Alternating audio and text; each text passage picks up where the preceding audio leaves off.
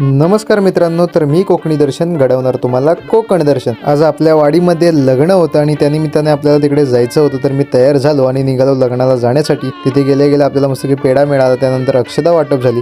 अक्षदा वाटून झाल्याच्या नंतर लग्न मंडपामध्ये नवरदेवाची ढोल ताशाच्या गजरात वाजत गाजत एंट्री झाली आणि आजच्या या शुभविवाहासाठी खूप सारे पाहुणे मंडळी उपस्थित होती। आणि तुम्हाला तर माहीतच आहे की कोकणातील लग्नाची मजा ही वेगळीच असते। तुम्ही जर कामानिमित्त मुंबईमध्ये असाल किंवा इतर ठिकाणी असाल तर ही लग्नाची मजा तुम्ही नक्कीच मिस करत असाल।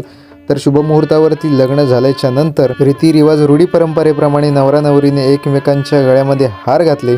हार घालून झाल्याच्या नंतर तुम्हाला तर माहीतच आहे लगेचच जेवणाची पंगत बसवली जाते। तर पाहुणे मंडळी सगळी जेवायला बसली होती आणि आम्ही त्यांना जेवण वाढत होतो। तर त्यांचं जेवण वाढून झाल्याच्या नंतर आम्ही सुद्धा जेवायला बसलो। तर तुम्ही सुद्धा या जेवायला। तर लग्नात मिळालेला पेढा आम्ही घरी येऊन खाल्ला। तर आजच्या दिवसापुरतं एवढंच। चला तर भेटू पुढच्या